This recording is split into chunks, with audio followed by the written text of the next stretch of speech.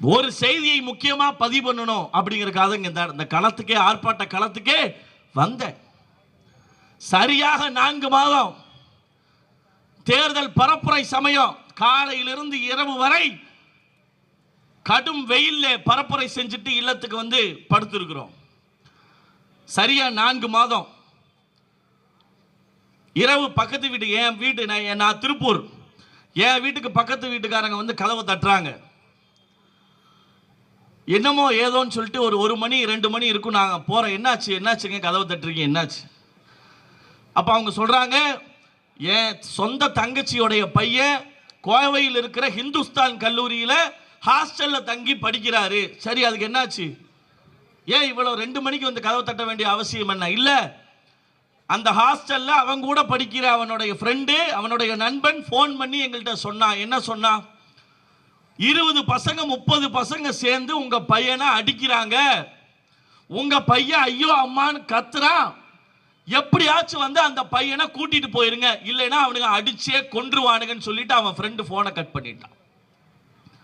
திரும்ப நாங்க கூப்பிடுறோம், எடுக்க மாட்டாங்க. வார்டனுக்கு கூப்பிடுறோம், ப்ரொஃபஸருக்கு கூப்பிடுறோம், அந்த இந்துஸ்தான் கல்லூரிக்கு சம்பந்தப்பட்ட எல்லாருக்கும் போன் பண்ணி பார்த்துட்டோம், யாருமே போன் எடுக்க மாட்டாங்க. வார்டனுக்கு மட்டும் ஒரு 50 தடவை போன் பண்ணிட்டோம், எடுக்கவே இல்லை. ஏதாச்சும் பண்ணுங்க தம்பி அப்படின்னு சொல்லிட்டு எங்கிட்ட வந்து சொல்றாங்க. உடனே அன்னைக்கு கோவை தெற்கு தொகுதியிலே நாம் தமிழர் கட்சியினுடைய சட்டமன்ற தொகுதி வேட்பாளராக களம் கண்ட அன்பு தம்பி பேரறிவாளனுக்கு நான் இரவு 2 மணிக்கு அடிக்கிறேன். தம்பி எடுக்கிறார்.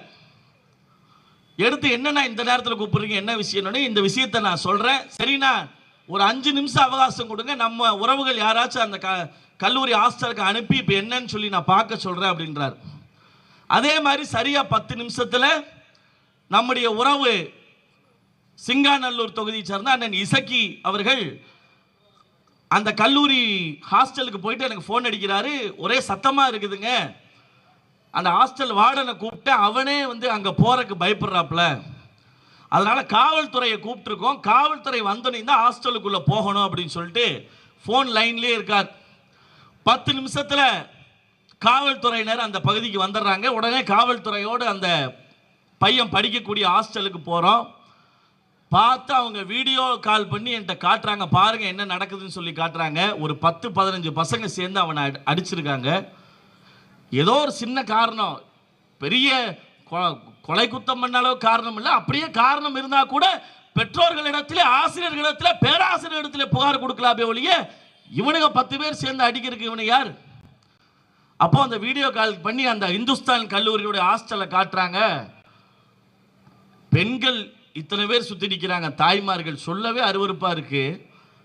ஆண்கள் படிக்கிற அந்த ஹாஸ்டல்ல ஆயிரக்கணக்கான ஆணுரைகள். இந்துஸ்தான் கல்லூரியுடைய லட்சணம், இவங்க கல்லூரி ஹாஸ்டல் நடத்துற லட்சணம்.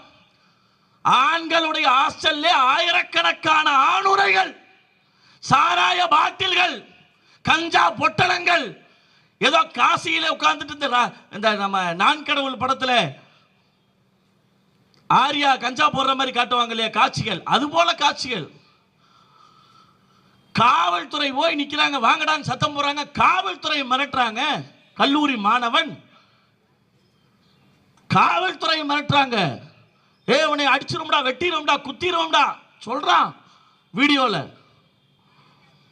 உடனடியாக அந்த பையனை காப்பாற்றி ஒரு கார் வச்சு நம்முடைய உறவு அண்ணன் இசக்கி அவர்களும் தம்பி பேரறிவாளன் அவர்களும் உதவியால அந்த பையன் வந்து 1 மணி நேரத்தில் திருப்பூர் வந்து சேர்ந்தான். இல்லைன்னா அவன் இன்னைக்கு தலைப்பு செய்தியாக மாறி இருப்பான். ஒரு 1/2 மணி நேரம் தாமதமாக இருந்தான்.